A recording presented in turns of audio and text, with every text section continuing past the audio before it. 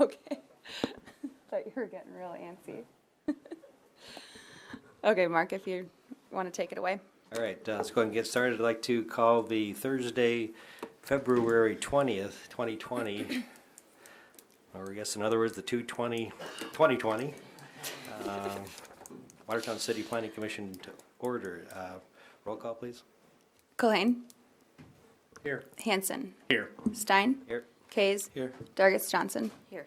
And Ford, Dolly, Brink, and Oletsky are absent. We do have a quorum. All right, thank you.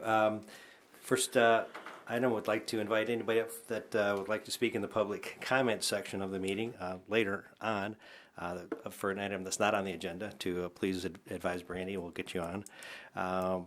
Next thing is to approve the agenda. Have a motion to approve the agenda. So moved. Second? Second. All in favor? Motion passed. Agenda approved. Next item is approval of the minutes from the January 23rd meeting. Accept the motion to approve the minutes from January 23rd. I'll make the motion. Second? Second. Approved, or all in favor? Aye. Motion approved, minutes approved. The next item is resolution number 2020-03. Thank you, Mark. And then, actually, I don't know if it makes it easier for the camera. If Liam, would you mind moving into Blake's spot? Then we can get you all. Sorry. Okay, so item number 4 on the agenda is commission consideration of resolution number 2020-03, initiating annexation of a tract of land contiguous to the city of Watertown to be known as the Lakes of Willow Creek First Edition, and resolution 2020-04, establishing the zoning designation of C3 Highway Commercial District. So if you guys remember this property, this is being developed by J&J Land Sales, who are the owners, and they brought a preliminary plan forward in September of 2019. We'd been working with them that following year too, so it went back all the way to September of 2018. So what you see here with this little portion, and let me pull up the exhibit.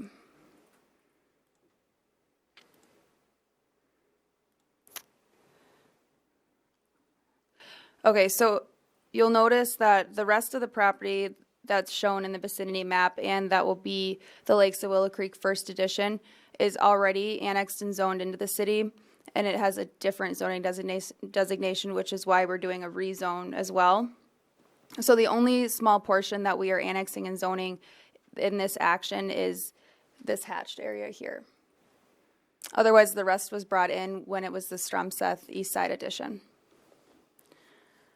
Some other information, the adjacent property zoning designations to the north, there's I-1, and then petition to be rezoned to C3 Highway Commercial. To the south is A1 Agricultural District. East is I-1 right now, but it's also petitioned to be rezoned to C3 in the next action, and to the west is in the county still. Park dedication is not required since the proposed designation is commercial. Certified mailings were sent out to property owners within 250 feet of the property boundaries. There's approximately 2.3 acres included in this annexation and zoning, and the portion of property is within the floodplain. So that'll be taken into consideration at the time of platting. Okay, so one more time, the yellow area except block 2 is already annexed as C3. And actually, so right now, and that gets into the rezone, which is the next item on the agenda. So right now, it's annexed and zoned as I-1 light industrial, I-2 heavy industrial, and BP business park. So all 3 of those zoning designations exist there today. But then the rezone will change that all to C3. So what he's proposing here is that it will be all contiguous. All of the property will just be C3 highway commercial. But the action before us right now is only the annexation of the hatched area. Yes, yep. And then, so this also is consistent with the preliminary plan that was approved. And Brandy, I appreciate you printing off the September 2019 minutes. When was it the original piece annexed? Because this was the preliminary plan approval was in September 19. 2010. So that's in the background in the request for action. Okay. The adjacent property was previously annexed, zoned, and platted in 2010 and was known as the Stromstad East Side Addition. And so it had been BP I-1, I-2 since 2010? Yep.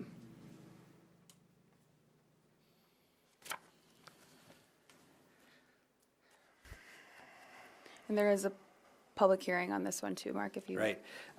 So the thinking is that to annex Block 2 as C3, and then the next step, if it would be successful, is to rezone everything else to match the C3. Yep, and that'll happen here at our next item. Right. Okay. Is there anyone here? Public hearing? Mr. Chair, motion to approve resolution. Second. All right. Any discussion? I do have a question on the contiguousness. You were said to the west, and I don't know if I was not following you. If it's contiguous, how do you have ag next to it that is not annexed in? So it is annexed, but that's just the zoning designation. Okay, that is, okay. Yep. Okay, that's, Anything else? All right. All in favor of approving the resolution, please say aye. Aye. Opposed? Resolution passed. Next item then is resolution number 2020-06. No, we're on 04 Go yet. for. Oh, I'm sorry. It's for the zoning. 2020-04. Mr. right. Chair, I'll make a Right. motion There was a to 2-for-1 there. approve resolution 2020-04, establishing the zoning designation of C3 highway as a recommendation to the city council. Second? Second. Any discussion? my only question there is the I-1 is then going away. In the next item, if it's approved. It's so, but it is, Oh. that's what our preliminary plan that we approved did state. Gotcha, no, okay, so it's the next step. Yep, so, and when it all happens, it's just a matter of really agendizing it in whatever order, but they will become effective on the same date. It's just a matter of us taking action, so. I mean, say that the rezone didn't happen, then, I mean, city council probably would look at it differently if the rezone, I mean, and two, but this is what our preliminary plan showed that we approved. All right, further discussion, questions? If not, they'll take a vote on resolution 2020-04. All in favor, say aye. Aye. Opposed? Resolution passed. Now, the next resolution is 2020-06. Yes, thank you, Mark. So now this is the rezone that I was referencing. This is commission consideration of resolution number 2020-06, amending the district zoning map of the city of Watertown for property generally located in the north, to the north of Willow Creek Drive, to be known as the Lakes of Willow Creek First Edition, from I-1 Light Industrial District, I-2 Heavy Industrial District, and BP Business Park District to C3 Highway Commercial District.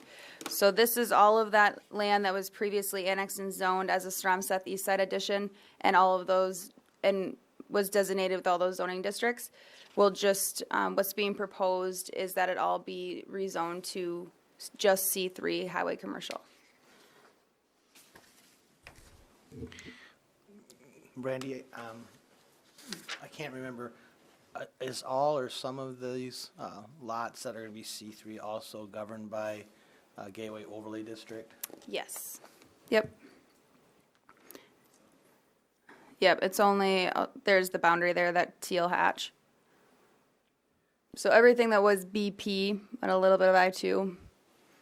So the BP and the I-2 and I-1 will be all changed to C3. Is there a reason why we wouldn't be wanting to extend the Gateway Overlay District to the north on those commercial uses? You know, I wasn't around when the Gateway Overlay District boundary was established, but I think that it was mainly for that new development and just as adjacent to Willow Creek. I mean, once really it gets into kind of the question of, do we extend it to all C3 districts then, you know? I think that the district as it Again, stands that's today is my appropriate. recollection is that if I'm driving down Willow Creek and I look to the north, I'm gonna see everything to the north just as much as I would, and so I'm not, it doesn't have to be a part of this discussion, but it's something that we might want to be looking at down the road. But I mean, that is, from Willow Creek Drive, like, what is that? What's 1,200 feet? Is that a quarter mile? Unless you have your binoculars. You're going to see buildings taller than 10 or 15 feet to the north, so, and the way the topography is, I mean, you'll see buildings, so the question is, again, it's not necessarily for this meeting, but it's something we might want to consider. The gateway is the gateway, and if you can see north and south driving on the road, we might want to consider that as an option. Gotcha. All right. Anything else, Brandy? No, I don't have anything else to add. Right. Okay, for public hearing on this, is there anyone to speak on behalf or against this resolution?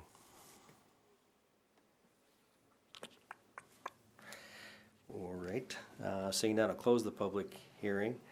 Anybody want to make a motion to approve? So we can discuss? I'll make the motion to approve. Second?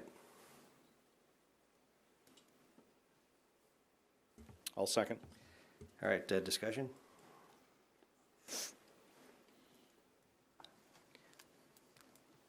This proposed zoning is consistent with the preliminary plan that was approved earlier. Yes. I anticipate supporting this motion, but before I do so, I did want to say a few things. First of all, I think because it's consistent with the preliminary plan that we approved in September, that's one of the justifications for doing so. There appears to be a plethora of commercial, particularly C3 land in that area and citywide. And so before we annex any more land, I mean, I think we should have a healthy, lengthy discussion about, infill as opposed to expansion, especially as it relates to commercial. I don't see that issue so much in residential, annexing additional land for residential purposes, but annexing any more, obviously the annexation happened 10 years ago, so that's issue isn't before us. But just to keep in mind on the front of our thoughts that as we go forward and there's discussion about annexing additional commercial land, I think we need to have that discussion about whether or not it makes any sense to have more when there appears to be already adequate vacant commercial land. But I anticipate supporting this, so. That's a fair point. I think it's a very fair point, and it's something we do need to discuss. My personal druthers is that if somebody want to annex land into the city of Watertown and pay taxes in the city of Watertown and expand the tax base, that's better for everybody. And I also believe that the more people that want to promote residential, commercial, or industrial development in a purely capitalistic society will allow us more competition and theoretically would drive down the cost of development lots. That's where I'm at with it, but I do think it is something we need to talk about. And I understand that portion. My only fear is that developer builds the road, city takes it over, there isn't adequate businesses or sales tax revenue or other tax revenue purposes to support that infrastructure. So then we've got one or two businesses out there or one or two buildings out there. You've got a tremendous infrastructure expense that the taxpayers then bear, and you're always revenue neutral, I guess is my fear. So I don't think it's happening. I want to make sure that we keep that at the forefront as we move forward. Yeah, it's a good point. Any other comments, questions, discussion? For now, we have a motion and a second on the table for Resolution 2020-06. All in favor, please say aye. Aye. Opposed? Resolution passed. This is the public comment section of the meeting. If there's anyone that would like to speak on any item that's not on the agenda today, please come up to the microphone. Seeing none, we'll close the open public comment and move on to new business. Okay, thank you, Mark. So the first item that I have on here is city identification / welcome signage exemption.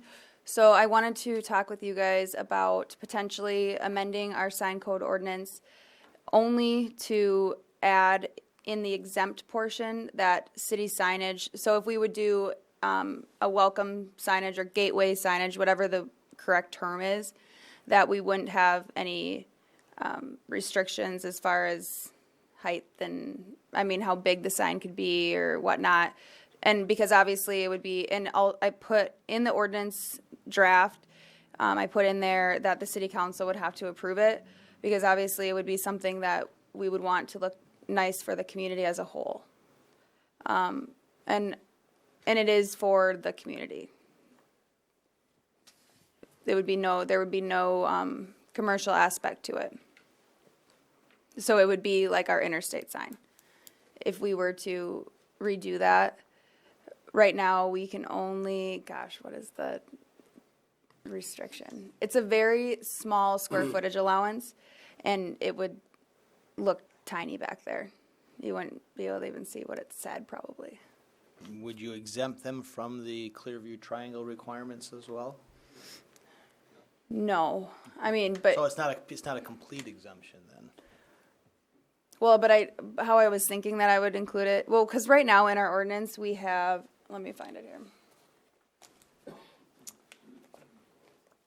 So we already exempt.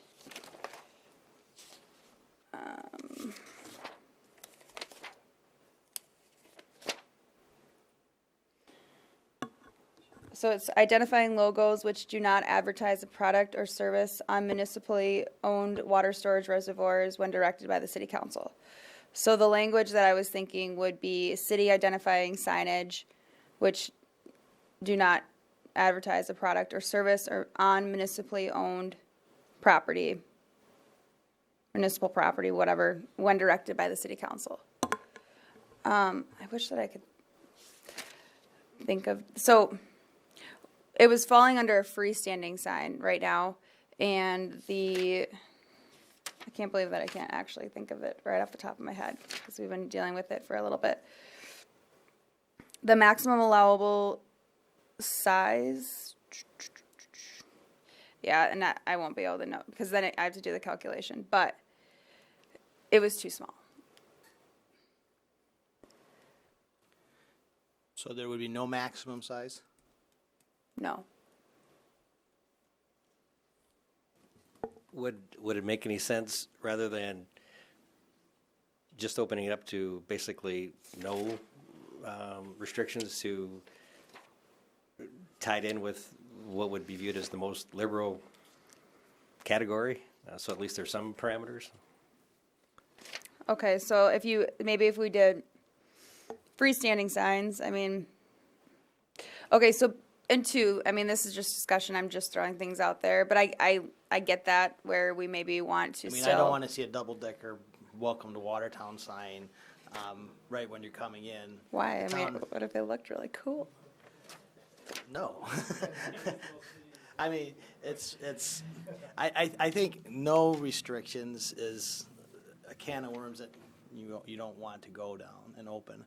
But I think something that's owned by the city on city property and have some requirements that it still has to meet, Clearview triangles, and maybe some top end as far as the certain square footage, it's probably not out of a crazy thing to do.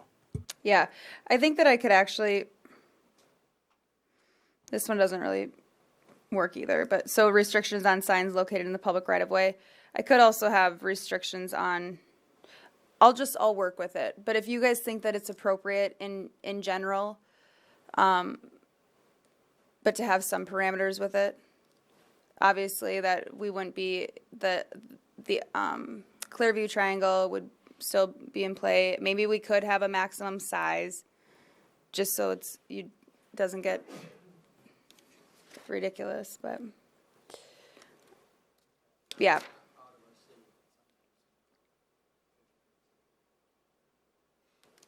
I'll work with it, but I just wanted to throw it out there. All right, thank you. Next item is the Board of Adjustment voting requirements. Okay, and so for this one too, for the details, then I'll defer to Matt. But we've had discussion before on how our ordinance is written, and I don't know, Matt, do you just want to take it and so I don't muddle anything. Sure. So, actually, I could defer to Todd if you'd like. Our ordinance currently states that to pass on a variance or a conditional use requires a 2/3 vote of the members of the board, which is 5 out of 7 on all variance and conditional use actions. In 2015, the state legislature amended a statute as it pertains to conditional uses that arguably could require us to change that standard to a certain percentage of those present and voting. Now, the jury's still out as to whether or not our ability to be quote-unquote stricter than state law exists in this situation, but nonetheless, it might be something we want to consider anyway, just to avoid the potential fight down the road. So essentially, the question is whether we want to, amend it for conditional uses only, to change the standard to present and voting for conditional uses only, as state law was changed to, or if we want to mess with the variance approval process as well. Well, and I'm not going to get into an argument, I think statute is specific that appeals and variances in the next section will still is mandated at a 2/3. And when you take a look at the conditional use section, here it allows us to either be present and voting, and we could also change that to a simple majority if we so chose. I was in Pierre the last day and a half talking about Senate Bill 157, which is a mandate that the state is coming down on counties that's going to require a simple majority on conditional uses. And when there's a change in county law, you could probably expect in the next 1 to 3 years that it'll be mirrored on the municipality side. And so that could be something that's moving forward down the road. I'm an advocate of the 2/3 rule at this point in time for the conditional use, but I think it should be those present and voting. I think our bylaws are also stipulate that we have to have 5 for a quorum to act as the Board of Adjustment. So 2/3 are still going to be 4 votes to initiate a conditional use permit. Just my thoughts. I want to echo Todd's thoughts. I agree with 2/3 of the present voting. I can think of 2 instances, I think it was 2 instances in the last year or 2 that we've had, issue has come up. What the situation that can happen is that if there's only 5 of us here, it has to be a unanimous vote to pass a conditional use, and that seems a bit odd. It seems a bit odd from a due process standpoint, but that's my 2 cents. Thank you.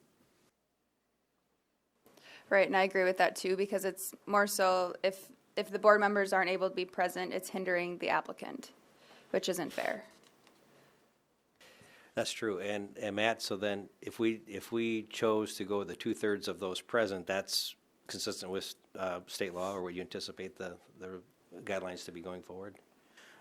As it pertains to conditional uses, it gives us the ability to set our own percentage. So you could actually have 100% of those present and voting if you'd like, but that wouldn't make any sense either. That would kind of defeat the purpose.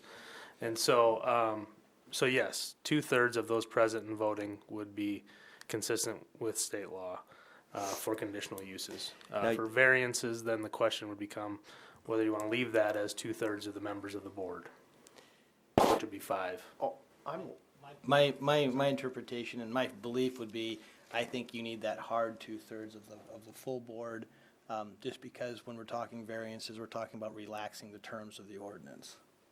And if we're giving somebody a break, I think there needs to be a super majority.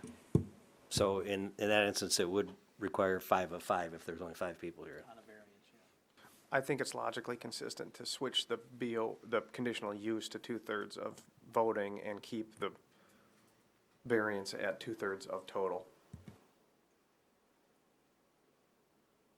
Okay. Any other comments on that? So what I'll do then, Brandy and I'll bring forth a ordinance amendment for your consideration at future meeting. And then, of course, if you approve it, it will go to the council to approve. All right, thank you. Good deal. All right, any more new business? No, not that I have. All right, old business. Okay, so this is the draft ordinance for the CL Lake Commercial District. And I guess I'll go through, we've kind of been taking it bite by bite, but I'll go through the details of it so everybody is aware. And then obviously we'll have time for questions. If I can find it here.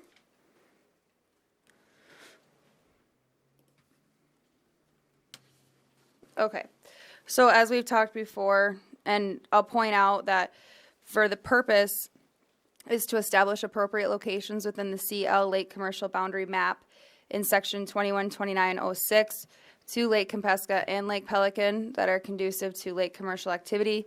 Now, I did not include Lake Pelican, but I want to talk about the logic of the boundary for Lake Compesca before I do Lake Pelican too. And like with Todd and I's discussion that we were having before the meeting started, then we'll touch on some of those things as well. And that had to do with property being shown in that boundary that's not annexed within city limits.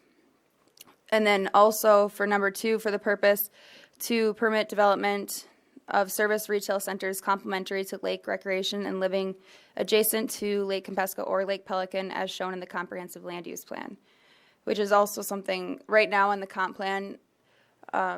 Lake Pelican is shown as basically, if it's not annexed in the city, it's shown as rural. Well, in the county, but for future development for the city, it would kind of be nice to include what would be appropriate. But that was, so that can be a side conversation. But we do reference the comp plan and that these lake commercial districts would be consistent with that. And then the permitted uses, as we've discussed before, we landed on retail establishments, service establishments, restaurants, recreational use, campground, storage shops, apartments, recreation facility. And obviously I need to clean this up when it comes to as an ordinance amendment and strike all of the parentheses stuff because it doesn't matter. And then conditional use. The conditional uses would be a car wash, automatic or semi-automatic, motels and hotels, automobile parking lot, storage units, office building, bar, tavern, and transit station.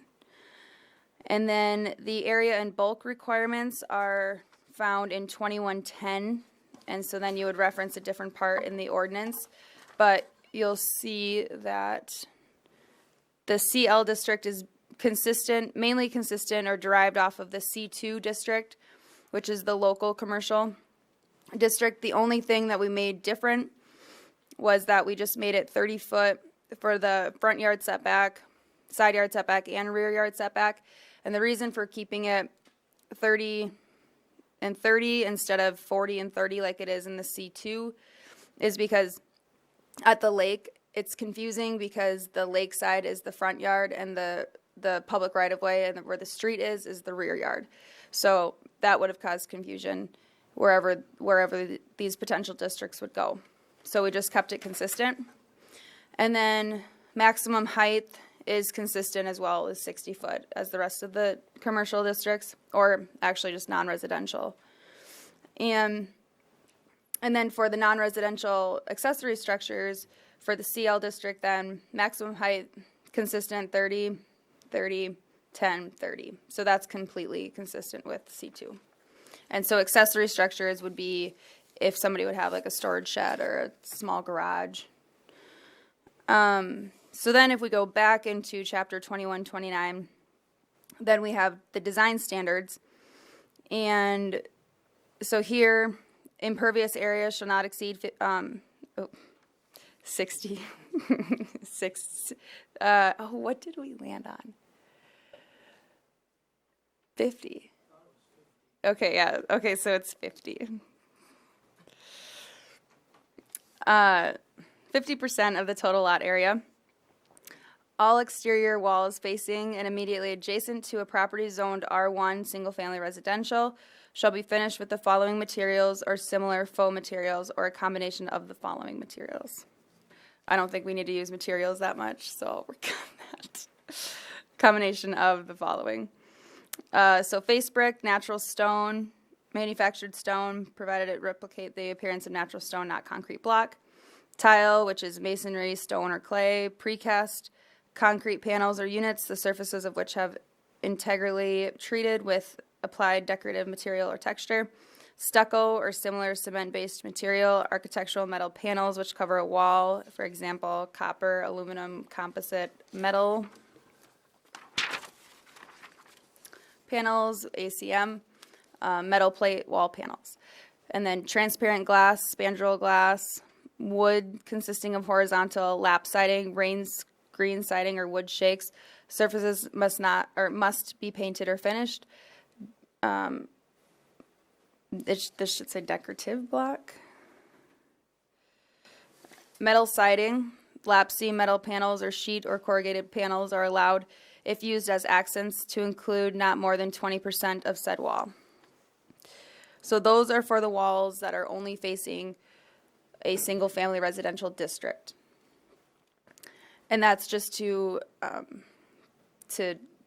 preserve the integrity of what the residential districts look like today, and so that they're not looking at something unaesthetically pleasing.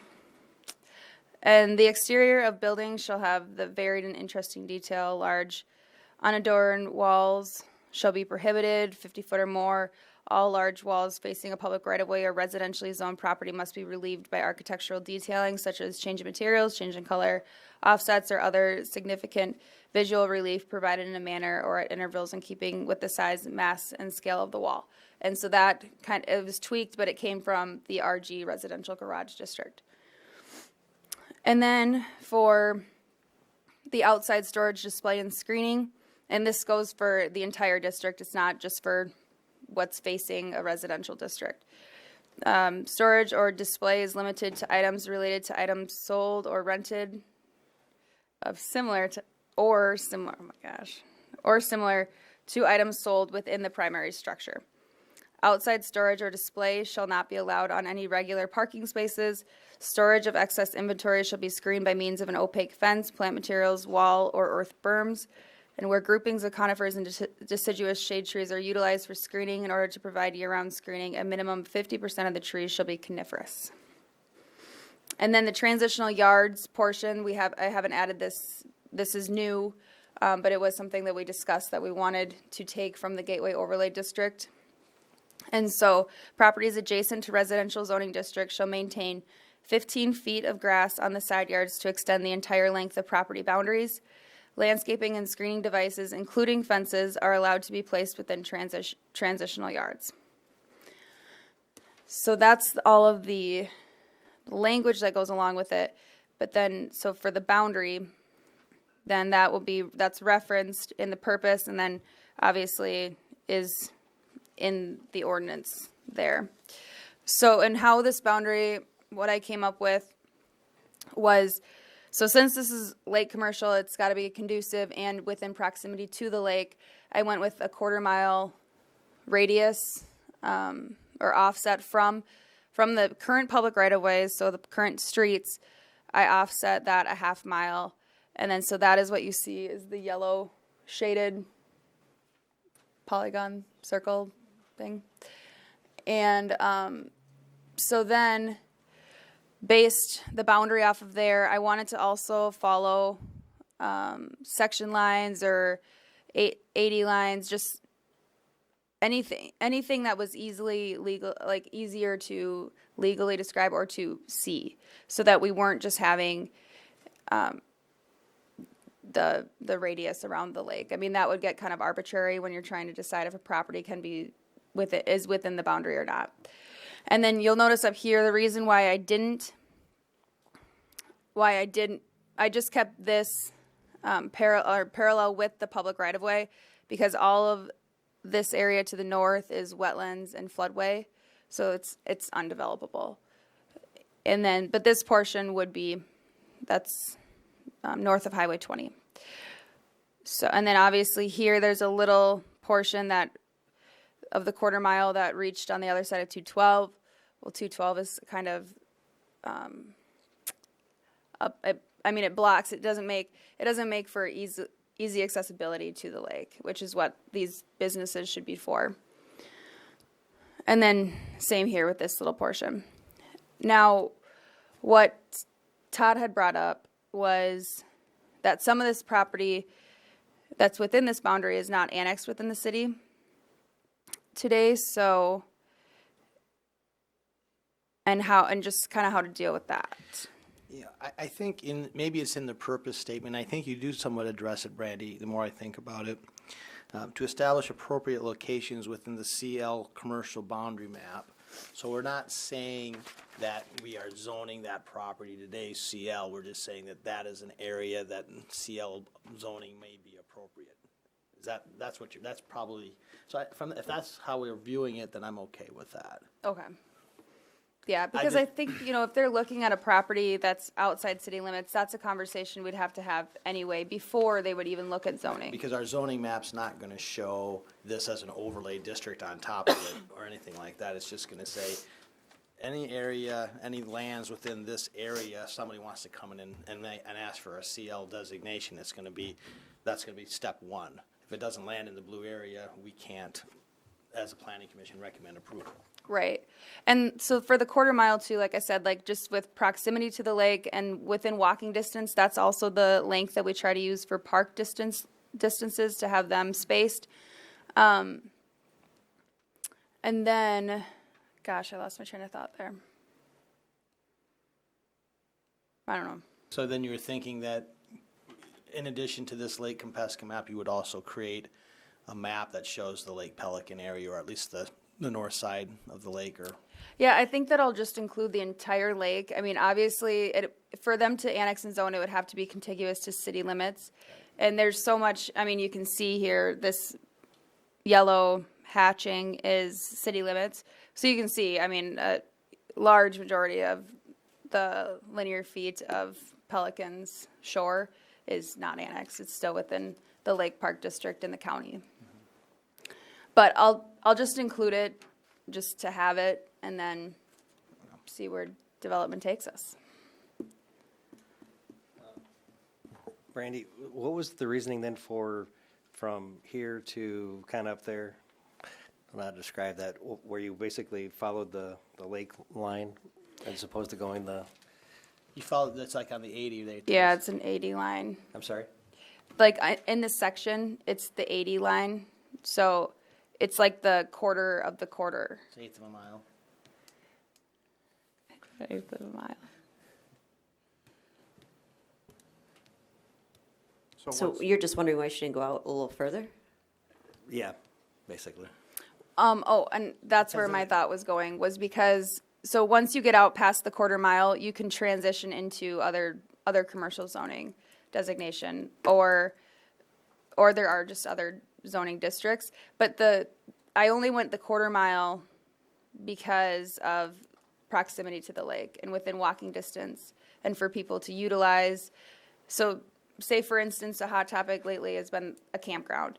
So we don't want it to be too far out where then people are saying, well, why would you want a campground way out there? You can't even walk to it, or you can't get to the lake. You don't have, it's not as accessible. It makes sense to me. So what's the next step in the process? Just to clean up some clerical errors in this, and then I'll create the Pelican border or boundary. And I actually plan to have action taken, as long as you guys are comfortable, on the March 5th meeting. And that'll be following a public hearing? Yep. It looks to me like there's been a fair amount of lake folks here today. Today wasn't a public hearing, but so March 5th is the public hearing. Yep. Yep, and I public noticed that today, so that'll be in the Saturday's paper. Okay, and this would apply if passed and enacted. It would apply to all new development. Would it also apply to existing residences that have certain value of the property, or a certain project value? Or how does that? My take on this, from when the committee that we were working on this on, is that this area in blue that you see up there, it's still zoned R1 at this point. And so if I decide to buy 150 foot of frontage on the lake or some area in that blue, and I want to open up one of these commercial uses, I'm gonna have to come back before the planning commission, make a request. We at the planning commission are gonna have to make a recommendation to the city council. The city council is then gonna have to rezone the property. And so, we're talking a 60-day process probably before you're all said and done with that. Then if it's a conditional use, then there'll be another public hearing where the neighbors would come back. And so when this CL district, if it gets approved, this doesn't change any of the existing zoning out at the lake today. So the single-family residential properties are not going to be now in this CL. It's more so for going forward. Now, we've talked to in the past about the commercial properties out there, if we would do a mass rezone and have them all be lake commercial, because there's C2 and there's C3. And the only reason that they were zoned that is because we didn't have the CL district in the toolbox. So if it would be, and two, the CL district is to protect the existing residences as well. And then, but it's also to allow for commercial activity to happen, but then you're getting rid of the uses that are typical on the highway, like your truck stops or your service stations or things like that. That concerns people that have residents out there But the today. existing C2 and C3 zoning designations is not something that I would probably say that needs to be a city-centric decision process. That would be if the landowner wants to, because a CL from a C3 would be considered a down zone. And that's probably, if the Drakes wanted to rezone it to a CL, it's really on them. I don't know if, as a city, Right. we should be going in and down zoning property. Yeah, we'd have to look into that. But it's just been thrown out there before. I did want to have that discussion, and maybe that's all the discussion is, or maybe it's something that we have an executive session today on or something briefly, because I just had some questions about how that worked and what the implications were. I think we asked. Well, and two, council has already approved the rezones that have taken place because they were appropriate. So to leave them as they are today, that should be fine. And then, but going forward, this was just good to get in place because then the property owners, there's some protections for them. So it's just going forward because we always, every time we had a request for a rezone at the lake, we were asking, well, there's a lake commercial district coming, but it's not here today. And realistically, anything in that blue area, if somebody wanted to come and do a C3 along 212 on there, that's gonna have to, that has to be a discussion, I think. Because I think what we're trying to say is we want it to be most of these CL type uses in that blue area. Now, if Menards wanted to go open up something out there, I'm not sure we would be in favor based upon how we talked about this. I have a Yeah, question, sorry. Oh, no, you go On ahead. the maximum mean height, you have that as 60 feet. And looking at the permitted uses, apartments would probably be the only one that would maybe get to that height if they were going to go, high. Is there any reason that we shouldn't reduce that and then just so we don't have a skyscraper standing on the beach? And then if it is a hotel or something that does need a height, extension, then we could do it at that time when they come to apply. Is 60 too high, or is that just not something to be concerned about? My preference is I don't want to be coming in on a piecemeal basis and saying, you're at 60, you're at 40, you're at 30. I know, but I think, We pick a number and you just stick with it.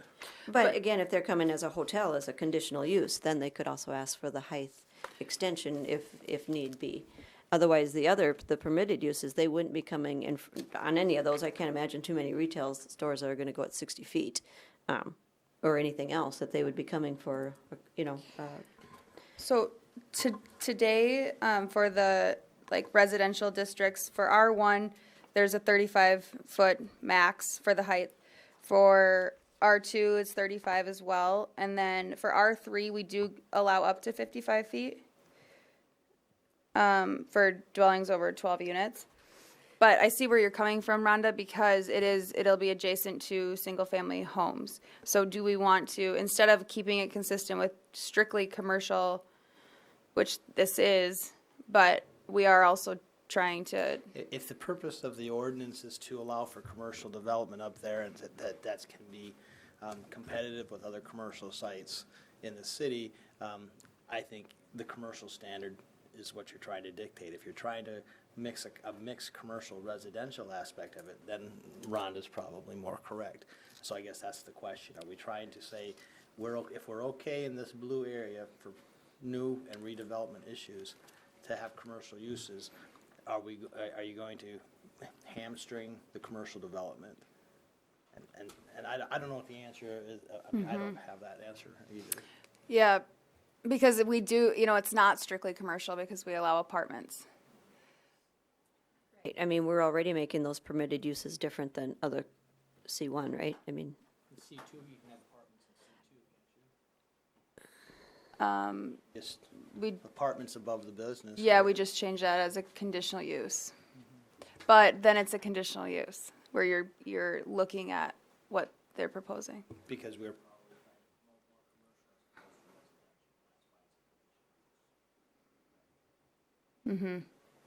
so okay, so the retail establishment is allowed here, so I'm gonna put a retail store, I'm gonna take Compesca Lodge, and then I'm gonna put apartments above that, because I never thought about that. And now I need that 60 feet. I mean, is anybody gonna scream at me? Is anybody gonna say, God, I wish we would've thought of that? Because I am now on frontage. I'm just throwing it out there, guys, that's all.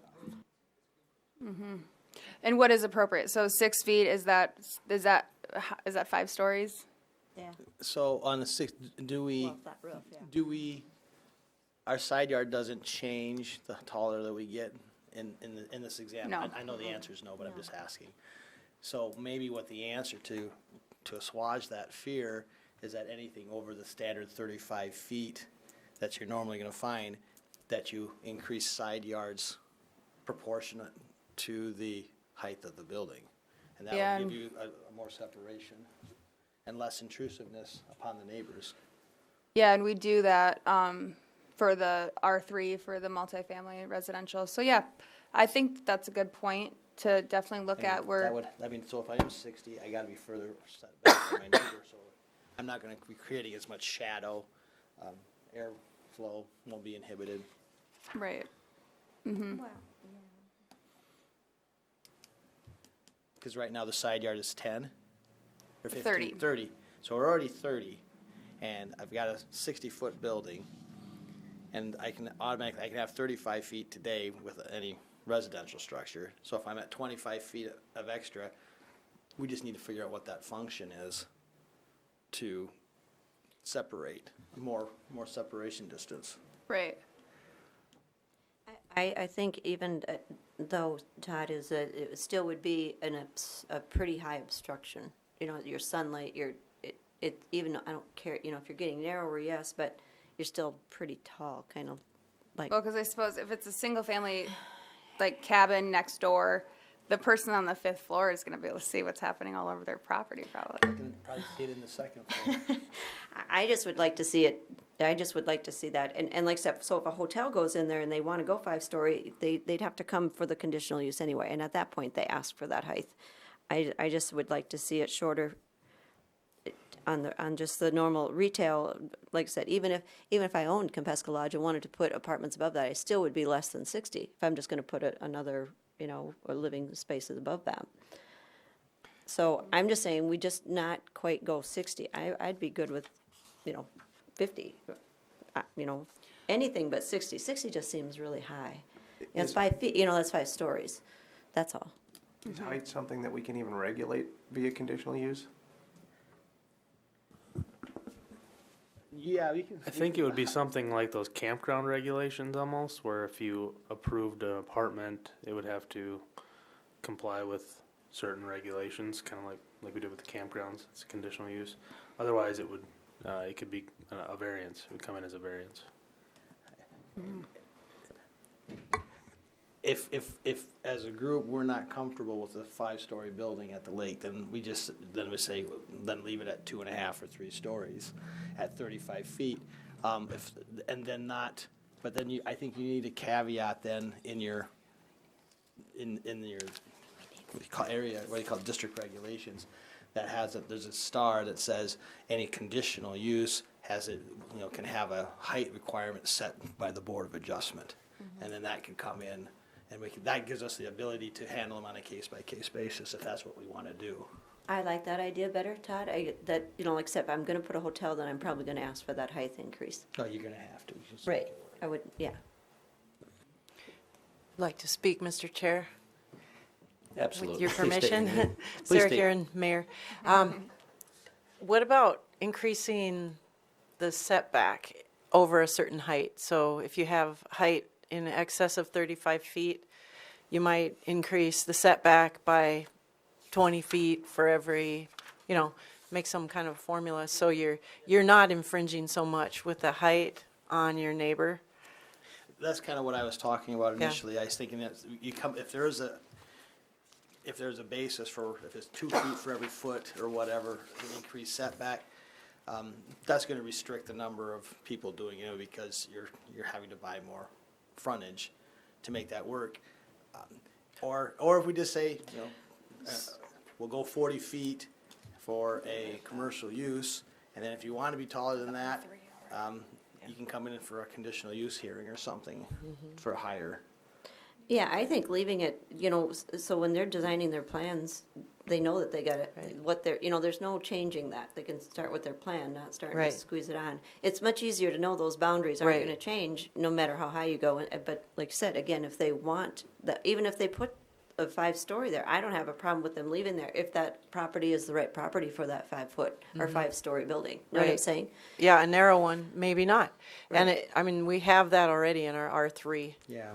ordinance for But 3-story about, buildings. Putting the little asterisks there saying, that we could consider higher on a, On a conditional on a use. conditional use. I don't want to do it as a variance because that just makes it. Couldn't, or if we change the maximum mean height to 35 feet and then said, where was that now? The required side yard will increase to 10 feet, or not 10 feet, it'll be something bigger, when the building is 3 stories in height or more. So but is it the side yard that we're worried about? I mean, because it's already 30 feet. Well, that's my point, because at the lake, is it the side yard? It might be the view It might be of the your view neighbor. of the neighbor, and so maybe I think it is, maybe you just keep it consistent at 35 feet, which is what the neighborhood is out there already. If I want to be taller than 35 feet, you make any structure exceeding 35 feet will require a conditional use permit to be had, so that way the neighbors are invited, there's a public hearing process, and then, then the board can vote on it. And It's not really a conditional use, though. It's kind of convoluted. Because the use is apartments, or are you saying, what if it's a house that they want to have 3 or more But stories? it's a Board of Adjustment action, I mean. Yes, a Board of Adjustment action, but it really isn't conditional use. Right, well, or you could say It would be any a condition, variance. any conditional use or any use that exceeds 35 feet shall require an action of the Board of Adjustment, which still then requires us to publish a notice in the paper. 'Cause I all think- Public actions- hearing. Yeah, I think that taking all of that into consideration, we can maybe come up with language just within the ordinance that would allow it. I mean, because to think about, is it ever gonna, it probably is appropriate in some cases. You could write that right in there, like Brandy's saying, it's not a conditional use, but just right into the text. Anything over 35 feet. Requires Board of requires Adjustment. Board of Adjustment action. consideration after a public hearing, or, Yeah, well, yeah, and statutorily, we have to, every Board of Adjustment action has to be published in a notice anyway. And, we're gonna be bound by that 2/3 rule, whether it's, that's the question though, if it's, that would be an appeal, so it would have to be 5 votes. Because it's not really a conditional use, so it would require 5 votes based on how we've got it set up. which is fine, because you're asking for something a little bit Right. more than what's in the ordinance. Right. Did we make that clear, Smart?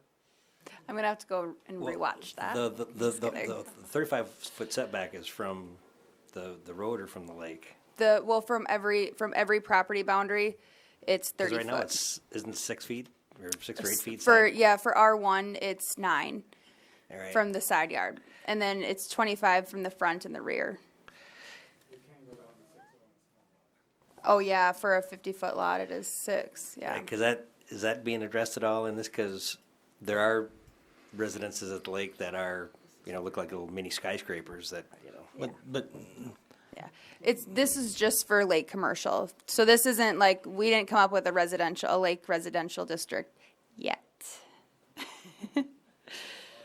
I definitely think that the setbacks on the sidewalls there needs to be some correlation. The higher you go, the farther, Yeah. setback. And that yeah, just if makes a if lot we're of sense. 30 feet right now on both sides, I mean, and it's a 35-foot building, it shouldn't cause any problems on any adjoining property owners. I think you'd have people argue with you on that point, and I mean, especially if it's blocking a view. If, I'm just saying, the side yards, if I'm 30 Oh, feet. if you're 35 feet. If I'm only tall, 35 foot Right. tall, and I got 30 feet to my neighbor's 35 property line, is- and he's got another 9 feet, I'm almost 40 feet from any sidewall Yeah. that he's got, which. That's But if you're going over 35 feet. Yes, that's why I think maybe you have that conversation Yeah. on a case-by-case basis. Right. Yep, good discussion there. Good point, Rhonda, thank you. Do you guys have any other questions with it? And I don't know with lake residents, if they're, open to suggestions or comments, or do you guys want to wait? I mean, that's your call, if you want to wait till the public hearing. Otherwise, too, anybody, feel free to send me an email for people that aren't just here, but if anybody's listening, then if you have any comments or suggestions, then please give me that feedback, because we want this to be a workable district for everybody. I think it would be more appropriate to have it published and have people come at the open hearing. Sounds good.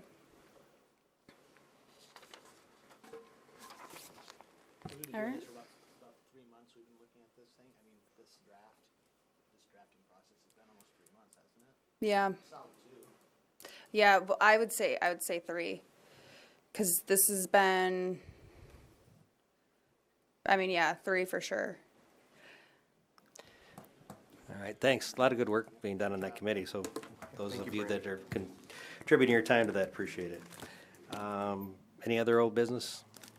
Or anything else to add to that one? No. All right, executive session, I heard talk about an executive session, or do we talk it out? I feel comfortable without it. Okay. Yeah. All right, Sounds no- good. No executive session needed. Motion to adjourn? Yes, but then also congratulations to you on your retirement. Oh, yeah, thank you. Exciting day. You did a ribbon cutting. Yeah, it was a big day. The mayor was there. I didn't get a chance to say hello. Thanks for coming out, though. Appreciate it. That's awesome. Good work. All right, take a motion to adjourn. Second? Second. All right. All in favor? We're